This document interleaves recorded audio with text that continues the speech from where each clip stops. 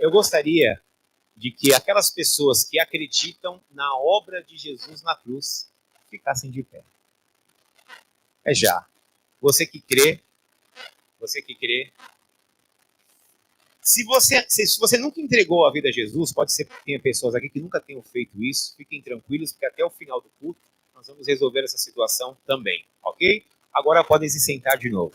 Você falou que crê na obra de Jesus na cruz. Então, como está filmado, está tudo registrado, tem a segunda pergunta aqui, o próximo slide, que é o seguinte. Quantos aqui sabem que não são justos diante de Deus? Fiquem de pé.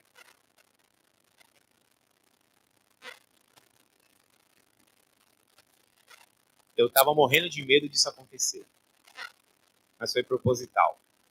A primeira pergunta foi: quantos aqui creem na obra de Jesus na cruz? Fiquem de pé. Quantos ficaram de pé? Todos.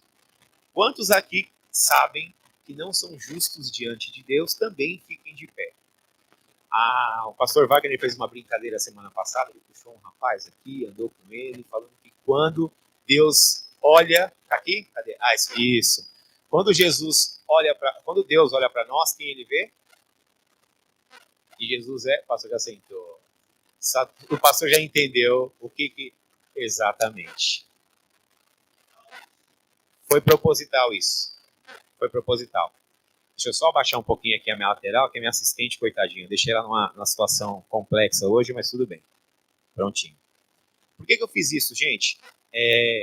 Quando o pastor me desafiou a dividir uma palavra com vocês, é um temor muito grande, porque a palavra de Deus é algo muito sério. É muito sério. Então eu orei, clamei a Deus essas madrugadas todas para que a gente não trouxesse nada aqui de forma humana, mas sim de forma bíblica, ok? Então esse é um engano que todos os dias, e eu já me confessei com o pastor Wagner várias vezes nessa situação, todos os dias eu estou orando para algumas situações e não acontece, e eu falo assim, o que Deus tem contra mim? O que eu estou fazendo de errado? O que eu ainda não alcancei? Então essa brincadeirinha que eu fiz aqui foi proposital, guiada pelo Espírito Santo, para a gente entender que muitas vezes a gente fala de Jesus, a gente conhece Jesus, a gente sabe da obra na cruz, levou sobre si nossos pecados e nossas enfermidades. Mas eu não posso falar isso da minha boca, eu tenho que ver o que a palavra fala sobre isso. Então eu vou pedir para a Júlia ir para o próximo. Olha o que a palavra diz em Romanos 8:1. Vocês podem ler comigo?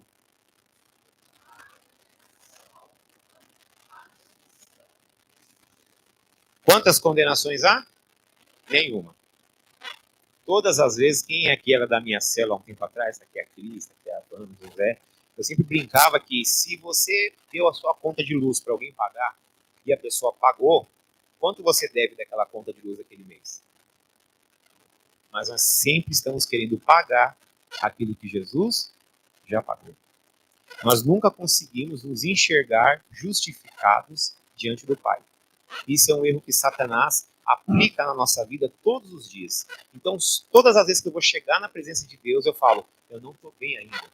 Eu brinco com todas as pessoas que quem está mais pertinho de mim sabe que eu chamo todo mundo de pastor e de pastora. E todo mundo fala assim, misericórdia, eu não sou digno. Quando eu digo isso, o que eu estou dizendo? A obra de Jesus na cruz foi insuficiente. Porque Jesus na cruz nos tornou dignos e justos. Não por nossas obras, mas por Ele. Concordam comigo? Amém? Quem não tem condenação alguma diante de Deus é justificado diante do Pai pela obra de Cristo. Quantos aqui sabem que não tem condenação alguma diante de Deus? Fiquem de pé. Agora sim, vocês podem. Agora fala para o seu irmão assim, ó, eu prometo que eu nunca mais vou cair nessa. Satanás não vai mais me enganar. Eu não caio mais nessa pegadinha de Satanás, nunca mais. Quando eu entro na presença de Deus, como é que Deus... Podem sentar, irmãos, podem sentar. Quando eu entro na presença de Deus, como é que Deus me enxerga? O pastor Wagner fez a brincadeira, eu vou repetir, até coloquei um pedacinho no vídeo, porque ficou muito bom aquilo, né? Quando Deus olha para nós, Ele vê sempre quem? Ele vê quem? Então eu posso entrar na presença de Deus? Posso. Porque a partir da obra de Jesus, agora eu ganhei a possibilidade de ir lá na frente, no trono do Pai, para conversar pertinho com Ele. Mas nem sempre foi assim. Pode passar para mim, Julinha, por favor? Aqui tem uma passagem que intensifica e garante aquilo que nós acabamos de falar juntos aqui. Como está escrito? Isso aqui está falando de nós. Essa passagem aqui está falando de nós. Olha só o que acontece. Como está escrito? Não há nenhum justo, nenhum sequer. Não há ninguém que entenda, ninguém que busque a Deus. Quantos se desviaram? Todos se desviaram. Quantos se desviaram? Todos se desviaram. Tornaram-se juntamente inúteis. Não há ninguém que faça o bem. Não há um sequer. A garganta deles é um túmulo aberto. Com a língua enganam. Veneno de víboras está nos seus lábios. A boca deles está cheia de maldição e amargura. Os pés deles são ágeis para derramar sangue. Ruína e miséria marcam os seus caminhos e não conhecem o caminho da paz. Não há temor a Deus diante dos seus olhos, pois todos pecaram e estão destituídos da glória de Deus. Agora entra o nosso Salvador e reverte esse quadro. Sendo justificados gratuitamente por meio da redenção que é em Cristo Jesus.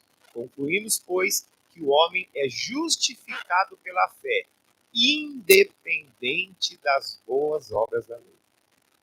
Ninguém é visto de boa forma por Deus porque é bonitinho, porque é santinho. Não é pelas obras que sois salvos, mas sim pela graça.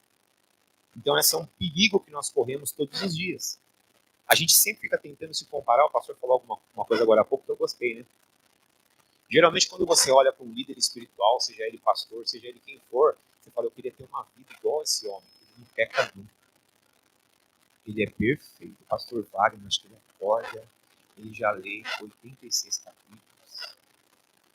8 horas e meia de oração. Não passa por um problema, afinal de contas, tem 200 anjos do lado dele. Não passa uma aflição. A gente tem mania de idolatrar alguns homens, achando que alguns homens são justificados por si e outros não. E quem é esse outros? Eu. Nós achamos que nós não somos justos igual ao pastor A, pastor B, pastor C. Mas essa palavra diz claramente. Concluímos, pois, que o homem é justificado pela fé, independentemente das obras da lei. Ok? Então fala para o seu irmão também. Não é pelas obras, é pela graça. Nós temos que decorar isso não só hoje, porque agora nós falamos, mas amanhã pode ser que a gente vai cair nessa pegadinha de novo. Satanás vai lá e fala assim, sabe por que você não está recebendo esse alvo de oração? Porque você sabe que você, diante de Deus, você está com o filme queimado, né? Quantos ouvem isso todo dia? A gente vai, vem no culto, escuta, vê a palavra que fala o contrário. Eu amo o texto de Gálatas 3, que não está aqui, mas diz assim, ó Gálatas insensatos, você gosta de colocar o meu nome naquele lugar. Vocês começaram tão bem pela fé e agora querem ser aperfeiçoados pelas obras? Se pelas obras não deu para alcançar a salvação, e vocês começaram pela fé, por que vocês querem mudar no meio do caminho? Não foi pela fé. O justo viverá. O justo viverá. Todas as vezes que eu entrar na frente da presença de Deus, eu tenho que lembrar de quem? De Jesus. Olha como eu falo para os meus filhos que eu sou apaixonado por Jesus. Quanto mais você conhece Ele, mais você fica apaixonado. Ele é demais. Ele é incrível. Ele é incrível. Ele fez tudo. Tem uma cena do filme do Mel Gibson, Paixão de Cristo, que tem um soldado, pastor Wagner, que ele está lá chicoteando Jesus, chicoteando aquelas coisas, arrancando a carne dele. Ele vai, começa a cair, começa a cair, começa a cair. E aí você pensa assim, Jesus, é só ficar aí no chão. Fica aí que eles param de bater. É só ficar aí. E Jesus apanhando. E quando ele está ali, ele fala, puxa, falta o Wagner, falta o Zé, falta a Wanda, falta a Maria. Para terminar de pagar o que nós haveríamos de pagar. Não tem como não ser apaixonado por Jesus. Amém? Pode pular, Julinha. Agora, nós vamos fazer um ato profético aqui. Não sei quantos já fizeram, se não fizeram ainda, dá tempo. Qual sonho ou pedido de oração foi apagado em sua vida e lhe traz tristeza até hoje? Escrevam e entreguem a Jesus. Se vocês já escreveram, está com vocês ou não? Todos escreveram? Alguém deixou de escrever? Eu pedi para os meus amigos lá na frente, né, que recepcionam vocês com tanto amor, que vocês não escrevessem um pedido. Eu quero passar na faculdade, eu quero trocar o pneu do meu carro. Não, algo que até hoje você fala, poxa, tantas coisas aconteceram, mas isso aqui tá difícil. Isso daqui eu sei que é só Deus. Isso é algo que eu choro, eu relembro, eu penso naquilo com frequência e não acontece. Alguém tem algo assim? Alguém tem? Todos têm. Todos têm. Aquele que quando nós vamos para nossa cama de noite, a gente fala, consegui tantas coisas, mas aquilo ali, meu filho, minha filha, não voltou ainda para Deus. Aquela enfermidade, ou minha, ou de um amigo meu, ainda não teve a resposta de cura. Entre muitos outros pedidos que a gente fala, só Deus pode resolver essa situação. E tem situação que nós sabemos claramente que é só Deus. Porque nós fazemos tanta força no nosso braço que a gente olha e fala assim, não tem como. E tem horas que a gente ainda pensa assim, nem Deus. É errado falar isso, mas a gente pensa assim, esse daqui, nem Deus. E eu mandei uma passagem para o pastor Wagner, eu não lembro de cabeça onde está, talvez ele lembre, e Deus diz assim, eu endureço o coração de quem eu quiser, e eu amoleço o coração de quem eu quiser. Se tem alguém que você está orando, e essa pessoa não se voltou para os caminhos do Pai, se Deus quiser, até o coração dessa pessoa, ele convence. Porque o eu sou diz isso. Eu endureço o coração de quem eu quiser. E eu amoleço o coração de quem eu quiser. Amém? Continuando aqui, seus sonhos estão aí anotados, né? Porque daqui a pouco nós vamos fazer um ato profético. Pode passar para mim, Julinha, por favor? Aqui vai contar um pouquinho de uma história que talvez vocês não conheçam, do Antigo, do Velho Testamento, e depois nós vamos lá para frente conhecer um personagem que talvez seja idêntico a cada um de vocês. Idêntico a mim também. Não é muito falado na Bíblia, essa pessoa não é muito conhecida, não se fala muito dele, da história dele, mas ele tem uma particularidade que talvez tenha muito a ver com a nossa própria vida. Ok? Assim, ó, as condições para ser um sacerdote de Deus. Quantos sabem o que é um sacerdote? Tudo bem, vou explicar. Existem dois personagens bíblicos, o sacerdote e o profeta. Os dois fazem a mesma coisa, só que em caminhos reversos. O profeta é aquele que traz as coisas de Deus e leva ao povo. Ele traz para a família, ele traz para os amigos, ele traz no trabalho, ele pega do Senhor e ele leva às pessoas. Esse é o profeta. O sacerdote, ele faz o papel oposto. Ele pega as questões dentro de casa, aquelas situações difíceis dentro de casa, dentro do trabalho, no meio dos amigos, e ele pega e leva a... Por exemplo, eu sou um profeta. E eu sou um sacerdote. Nossa, mas como ele é metido? Não. Quando a minha família tem problemas em casa, minha filha, meus filhos, qualquer luta que eles têm, eu vou lá, pai, a situação da minha filha, do meu filho, da minha esposa, eu intercedo por eles. Eu estou fazendo o quê? Pegando algo da minha família e levando para o pai. E ao mesmo tempo, quando eles estão lá fracos, meio bambos, o que eu faço? Olha, filha, para minha esposa também. O que acontece? Deus diz, a palavra diz. Então, quantos aqui são profetas? Todos. Quantos aqui são sacerdotes? Todos. Tá? Então vamos lá. Está aqui em Levítico, diz o seguinte, a partir do 16. O Senhor Deus disse a Moisés o seguinte: diga a Arão que nenhum descendente dele que tiver algum defeito físico poderá me apresentar as ofertas de alimento. Essa lei valerá para sempre. Nenhum homem com defeito físico poderá apresentar as ofertas. Seja cego, aleijado, com defeito no rosto, ou com corpo deformado, Ninguém com uma perna ou braço quebrado. Quantos aqui já quebraram o braço ou a perna alguma vez? Nossa, todo mundo? Todo mundo? Meu Deus. Então vocês não poderiam ser sacerdotes do Senhor. Porque não está falando quem está com o braço quebrado. Quem está com a perna. Se você já quebrou. Então olha que condições que a Bíblia fala. Perna ou braço quebrado, 20, né? Ninguém que seja corcunda. Não vou perguntar se é corcunda, porque seria delicado. Ou não, ou anão. Ninguém que tenha doença nos olhos. Alguém aqui usa óculos? Já estaríamos eliminados, né? Alguém que tenha doença nos olhos, que tenha sarna ou outra doença de pele. Ninguém que seja castrado, nenhum descendente do sacerdote Arão que tiver algum defeito poderá me apresentar as ofertas de alimento. Se ele for defeituoso, estará proibido de oferecer o meu alimento. Esse homem poderá até comer dessas ofertas, tanto as que são sagradas, como as que são muito sagradas. Mas ele não poderá chegar perto da cortina do lugar santíssimo, nem chegar perto do altar, pois tem um defeito que tornaria impuras essas duas coisas. Eu sou o Senhor e eu as dediquei a mim. Então vamos fazer uma viagem rápida na Bíblia.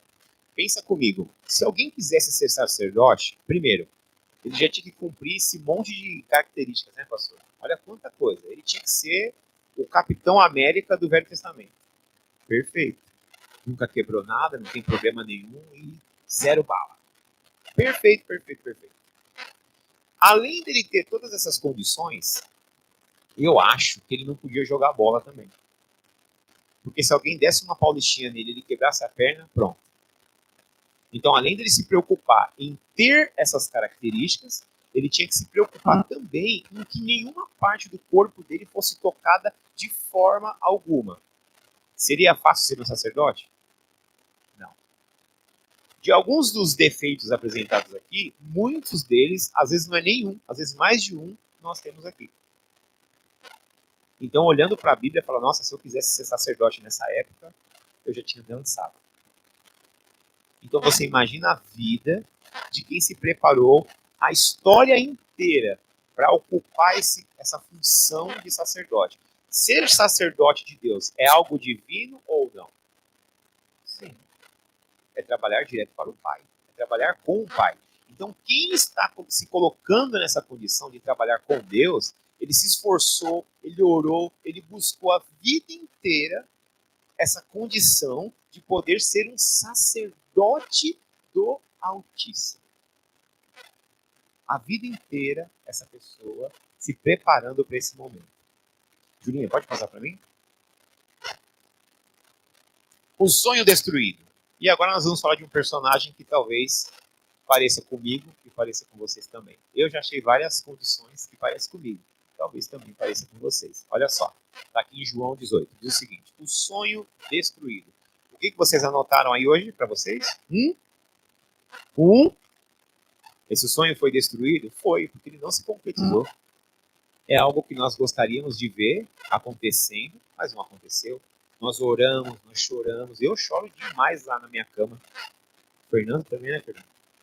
Chora demais. A gente está lá e fala, Senhor, tem hora que a gente fica até chateado com Deus. Fala, Senhor, quantos anos eu estou orando para isso? E aquilo não acontece. Olha só, o sonho destruído. Jesus, sabendo tudo o que aconteceria com ele, saiu ao encontro deles e perguntou, a quem vocês estão procurando? A Jesus de Nazaré, responderam. Sou eu, disse Jesus. Judas, o traidor, estava com eles. Quando Jesus disse, sou eu, eles recuaram e caíram por terra. Quando Jesus disser, na vida de vocês, os seus inimigos, os seus desafios, sou eu, tudo que é fim de vocês vai cair por terra. Essa é a diferença de Jesus estar na nossa vida. Tudo que é contrário é obrigado a cair por terra. Ninguém se jogou ali. Ninguém pulou para trás. Quando ele disse, sou eu, e eu entendo até no Velho Testamento, né, como Deus dizia, eu sou o que sou. Por que existe esse termo, eu sou o que sou? Se falar assim, Deus é gigantesco, ainda é pequeno para Deus. Deus é invencível, para ele ainda é pequeno. Não tem nada que o defina. Então, como que Deus vai se definir? Eu sou o que sou. Não tenho o que falar de mim. Não tem palavra que me defina. Eu sou o que sou. Aí ele continua. Novamente, ele lhes perguntou: a quem procuram? A Jesus de Nazaré. Disseram. Jesus respondeu: já disse a vocês que sou eu. Se é a mim que estão procurando, deixem estes homens ir embora. Isso aconteceu para que se cumprissem as palavras que ele dissera: não perdi nenhum dos que me deste. Simão Pedro, que trazia uma espada ao Pedrão. Pedrão é o Pedrão, né? Sacou-a e feriu quem? O que é um servo de sumo sacerdote? É alguém que a vida inteira está se preparando para ser um sacerdote. Esse jovem aqui, naquelas condições que a gente leu no Velho Testamento, esse jovem, eu creio, não tem histórico da vida dele, mas se ele é servo do sumo sacerdote, ele passou a vida inteira sonhando em ser sacerdote. E o que o sacerdote não pode ter? Nenhum defeito físico. Principalmente, em outras passagens bíblicas, do lado direito. Mas vamos ler ali? Sacou-a e feriu o sumo sacerdote, decepando-lhe a... Acabou o sonho do menino. O nome do servo era Malco. Jesus, porém, ordenou a Pedro: guarde a espada. Acaso não haverei de beber o cálice que o Pai me deu? Então aqui, gente, isso que o Santo me trouxe ao coração é: quantas vezes nós estamos ali lutando por uma situação, orando por ela, buscando, entra alguém ou alguma coisa e acaba com aquele sonho. Só que eu creio que, viajando um pouquinho, pastor Wagner, na Bíblia, eu creio que Malco, nessa hora, vocês vão concordar comigo, ele não fez assim: ai, que dor da minha orelha. Ai, as menininhas não vão mais olhar para mim porque minha orelha está prejudicada. Ai, eu vou conseguir ouvir só de um lado e não vou ouvir de outro. Se ele se preparou a vida inteira para aquilo, ele não pensou em nenhuma dessas questões. O que ele pensou? Acabou com o meu sonho. O sonho dele prejudicado foi maior do que a dor de perder a orelha. Eu vejo às vezes, pastor Wagner, acidente de moto, e o cara cai, se rala, bate, mas quando ele levanta, ele sai procurando onde está a carteira, celular. Eu falo, mas peraí, o cara deu uma pancada nessa, se sou eu falo, deixa eu ver se eu não rasguei, não quebrei. Não, a preocupação maior é com aquilo que importa naquele momento. Então, Malco, nessa hora, disse: acabou com a minha vida. Desde pequeno. Eu não sei se vocês sabem como funciona para você ser um sumo sacerdote. Antigamente, eles passavam por uma prova com uma certa idade. Era perguntado algumas passagens bíblicas para o jovem. E se o jovem acertasse, ele não trabalhava mais com o pai, ficava com o sacerdote para ser treinado para futuramente também ser um sacerdote. Se ele não passasse naquela prova, o que acontecia com ele? Voltava para a profissão do pai. Porque ele não passou na prova. Quando Jesus encontrou Pedro, o que ele estava fazendo? Pescando. Não passou na prova. Jesus não escolhe os melhores. Jesus escolhe aqueles que ele tem plano. Porque todos eles que foram chamados eram jovens de 12, 13 anos? Não. Estavam todos trabalhando em áreas distintas, mas não tinham a função de ser um servo de sumo sacerdote. Quando acontece essa questão de cortar a orelha dele, olha só que interessante. Passa para mim, Julinha, por favor. O sonho restaurado. Olha só como Jesus é maravilhoso mais uma vez. Então, um deles feriu o servo do sumo sacerdote, decepando-lhe a orelha direita. Jesus, porém, respondeu: basta. Então, tocando na orelha do homem, ele o curou. O sonho de Malco foi restaurado e Jesus vai tocar hoje também em você. O que eu gosto de ver naquela série do The Chosen, é quando Maria Madalena tá ali naquela vida doida dela, né? E prostituta, aquela vida toda torta, e Jesus aparece. Eu chorei nessa cena, se vocês não viram The Chosen ainda, eu indico, é maravilhoso. Mas quando ele encontra Maria Madalena, ele chama ela pelo nome, trata ela com tanto carinho, de um jeito que ninguém olhava para ela. Ela estava tão acostumada a ser tratada como uma prostituta, mas eu creio que Jesus fez assim: eu sei do seu histórico, eu sei o que aconteceu para você estar aqui, eu sei tudo o que fizeram com você, eu sei porque que você se desviou tanto, eu sei porque que você não seguiu tal caminho. Ele vai lá e restaura a vida de Maria Madalena, assim como ele restaurou a vida de Malco.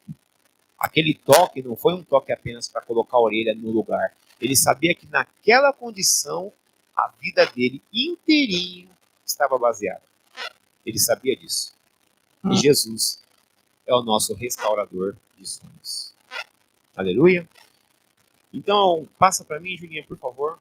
Deixa eu olhar aqui na hora para mim não passar do meu horário. O perdão. Responda para mim, gente. Isso aqui é para vocês. Pedro era um instrumento de Satanás? O que vocês acham? Quantos acham que sim? Levantem a mão. Que bom, com certeza não. Mas olha o que acontece aqui. Então Pedro, chamando Jesus à parte, começou a repreendê-lo, dizendo: nunca, Senhor. Aqui Jesus estava anunciando que havia de ser morto, crucificado e tudo, né? Ele fala: isso nunca acontecerá contigo. Jesus virou-se e disse a Pedro: para trás de mim, Satanás. Vamos fazer uma imaginação aqui. Imagina Jesus olhando para nós no olho e falando assim: para trás de mim, Satanás.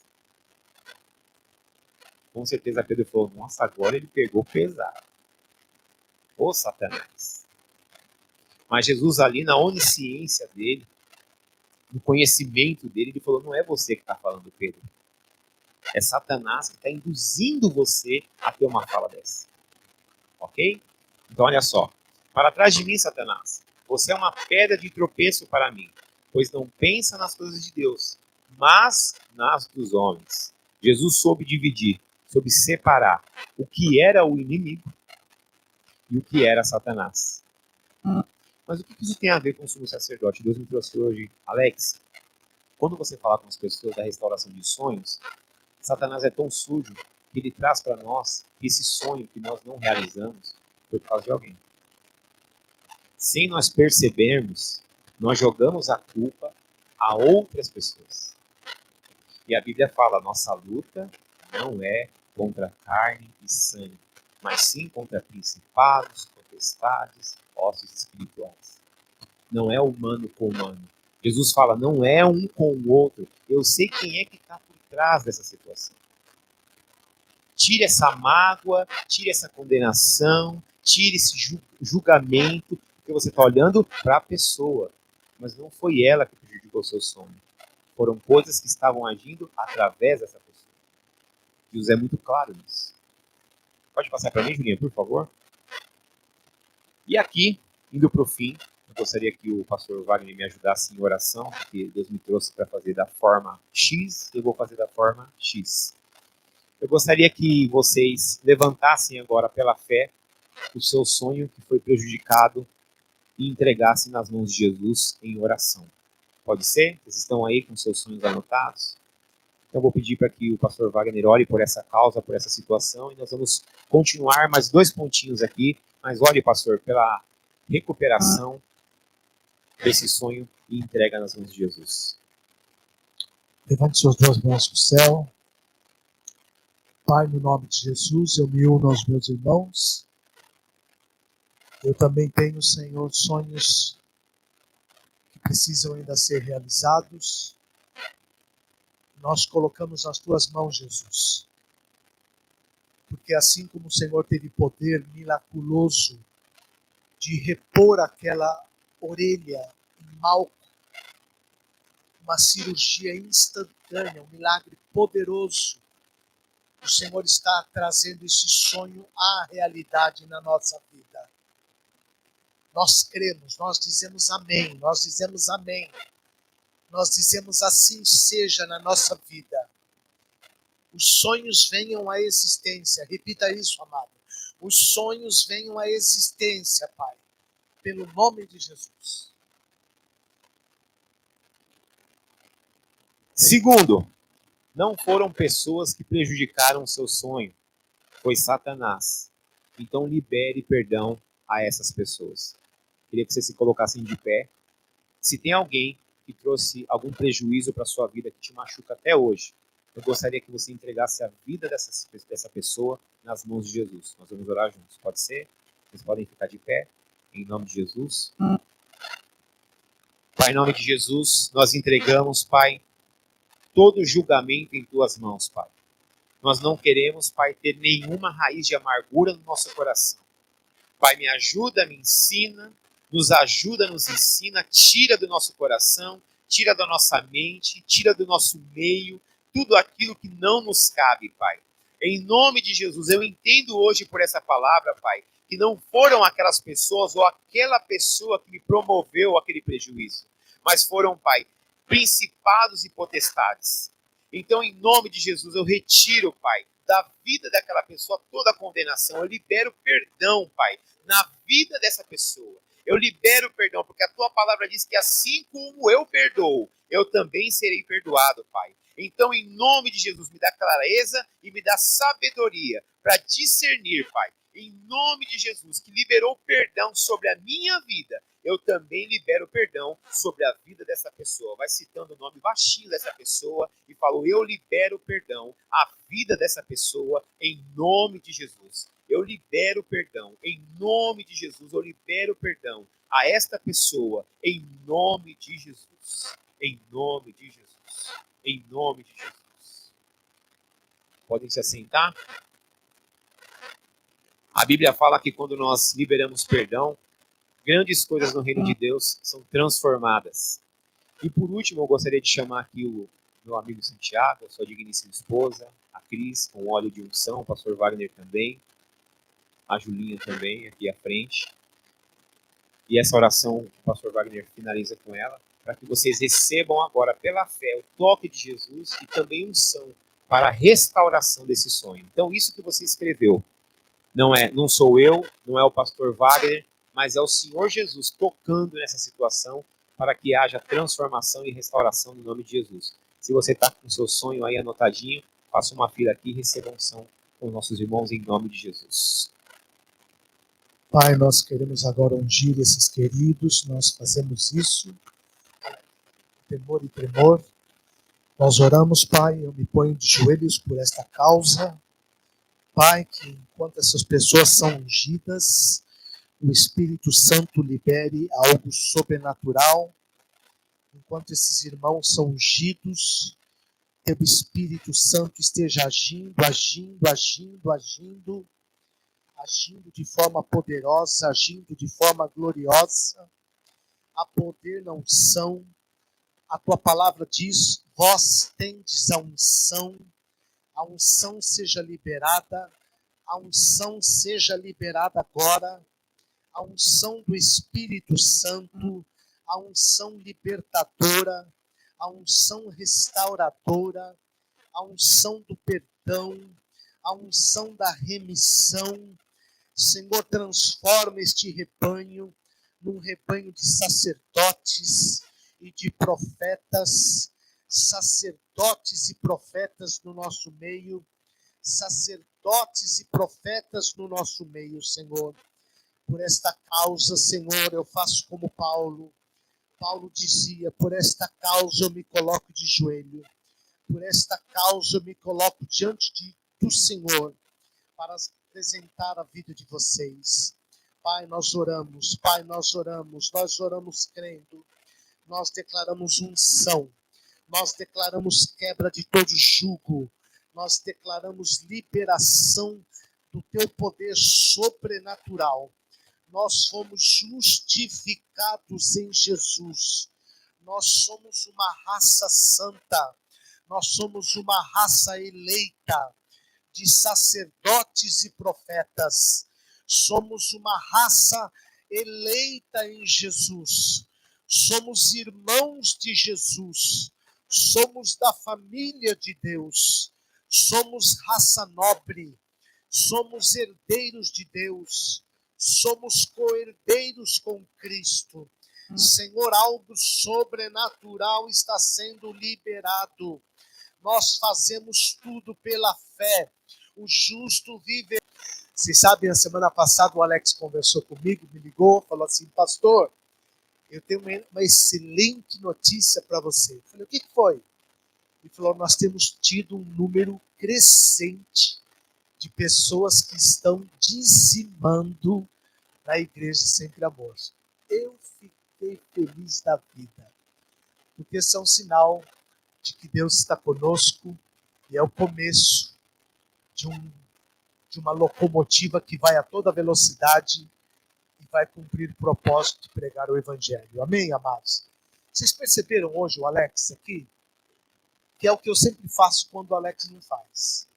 Nosso compromisso aqui é com a pregação do Evangelho. Nós projetamos aqui para vocês a palavra de Deus. Nosso compromisso é com a palavra de Deus. Nós estamos aqui para falar de nós, não temos nada para falar de nós, embora sejamos pessoas santas, sérios, profetas e sacerdotes como vocês são também. Amém, amados? Obrigado por vocês estarem participando, obrigado por vocês estarem investindo. O Senhor devolverá a vocês 100 vezes mais para a glória de Deus. Amém? Santiago vai orar, abençoando a sua vida financeira, abençoando a sua despensa, abençoando sua casa, abençoando o seu trabalho, em nome de Jesus. Estende a mão como quem vai receber essa bênção.